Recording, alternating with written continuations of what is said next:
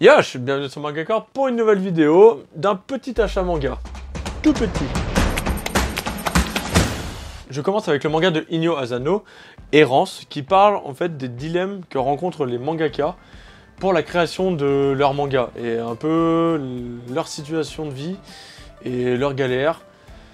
Et c'est assez poignant comme manga, sympa, les dessins sont assez jolis. Et bon, on est sur un one shot en fait, donc on prend pas tant de risques comme d'habitude à le prendre, à le lire, à le bouquiner, à essayer de comprendre ce que l'auteur essaie de véhiculer dans son histoire. Et moi j'ai bien aimé, il y a une petite romance dedans en plus, donc c'était cool.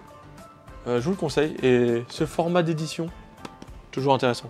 On continue avec Magus of the Library, des éditions Ki-un, qui est très intéressant en termes de dessin. C'est un petit manga assez poétique, qui parle en fait d'un gamin qui rêve et qui adore lire. Donc il y a de la fantaisie dedans, hein. On se rapproche un peu d'un délire de l'atelier des sorciers. J'ai beaucoup aimé, hein. On a un gros livre, donc merci des éditions Ki-un et à l'auteur de nous faire une belle histoire comme ça. Les dessins sont magnifiques, et de toute façon on a fait une vidéo dessus qui sera ici. Je continue avec Bushimaru Kao des éditions Doki Doki. Donc c'est plutôt sympa, mais le scénario pour le moment ça casse pas trois pattes à un canard. En plus de ça, la série est terminée donc en 3 tomes, donc c'est une petite série très courte. Et on prend pas de risque non plus avec une série en 3 tomes, on sait là où on va. Et puis que dire de plus? Il y aura la vidéo à regarder. Alors voilà, pour ceux qui nous suivent un peu sur les réseaux sociaux, j'ai acheté One Punch Man.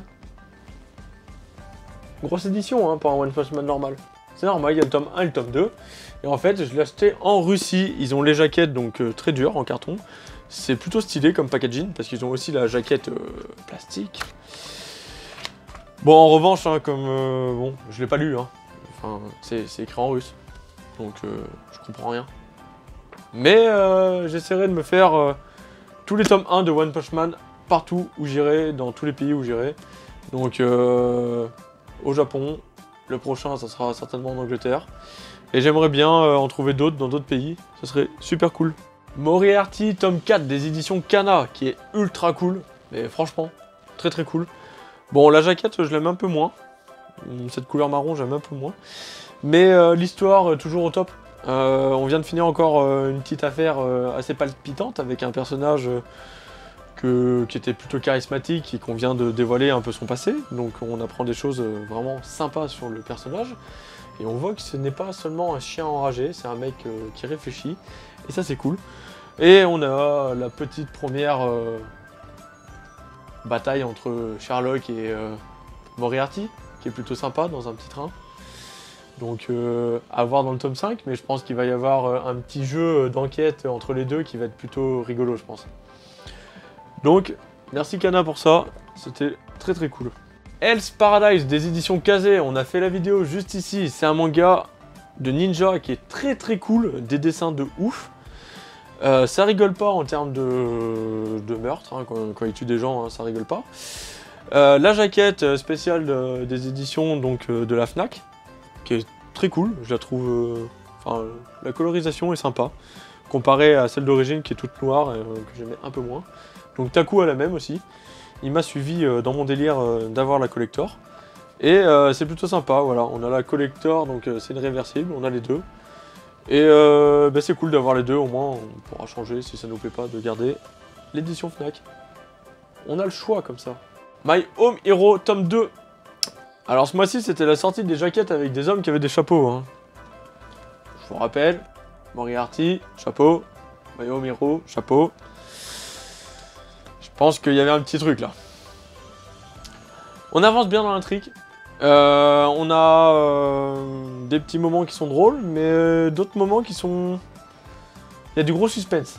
Et des retournements de situation que le père gère avec pas grande facilité, mais avec habileté. Et ça c'est plutôt stylé, parce que il va mettre des personnages qu'on ne s'attendait pas dans sa poche. On continue avec le tome 5 de Dr Stone et des éditions Glénat. Bon, comme je vous l'avais dit dans l'achat manga précédent avec le tome 4, je m'en doutais que le tournoi il allait pas durer longtemps. La preuve, il a duré que la moitié du tome environ. Donc c'était logique parce que vous savez très bien que les tournois servent à relancer un peu la série, sauf que Dr Stone il n'a pas besoin d'un tournoi pour être relancé. Donc c'est ce qui fait sa force et on a une grosse révélation à la fin qui est vraiment très lourde. Donc je vous laisse la découvrir. N'hésitez pas à en parler dans les commentaires avec moi, ça me fera plaisir parce que c'est une série qui me tient vachement à cœur. Ensuite, chez les éditions Pika, et pour finir, hein, le tome 9 de To Your Eternity, qui était vraiment sympa, parce qu'on a Im qui part dans un autre délire, qui est en train de développer ses pouvoirs à une vitesse grand V, et c'est vraiment intéressant de voir ça. Je pensais pas qu'il allait évoluer comme ça, là il est en train de se rapprocher, comme on parlait avec Taku. Il est en train de perdre un peu son côté humain et partir plus vers retourner un peu comme une entité qui développe ses pouvoirs pour aider les autres. Donc c'est cool. Non, on avance bien, on avance vite. Je sais pas combien de tomes fera la série. J'espère qu'elle sera pas beaucoup plus longue parce que... Ah ouais, à un moment ça va, je pense que ça va s'essouffler donc ça serait con. Et par contre, pub mensongère. Parce que elle, on sait très bien que c'est la vieille. On la voit pas dans le tome. Comment faut pas... Non, faut pas mettre ça, parce que moi j'étais content, je me suis dit, ah, enfin on va la revoir. Que dalle. Ça m'a fait chier. Bref, c'était un bon tome, la jaquette elle est sympa, elle est belle, colorée. Et j'ai hâte de continuer les petites aventures de Im, parce que c'est vraiment cool. Voilà, c'était tout pour cet achat manga, qui était petit, beaucoup plus petit que celui de Taku, hein, je l'avoue. Moi je suis pas un forceur. Ensuite, j'espère qu'il vous aura quand même plu et que vous aurez des choses à partager dans les commentaires avec moi par rapport à ces œuvres. On se retrouve bientôt pour une nouvelle vidéo sur Manga Corp. Yosh!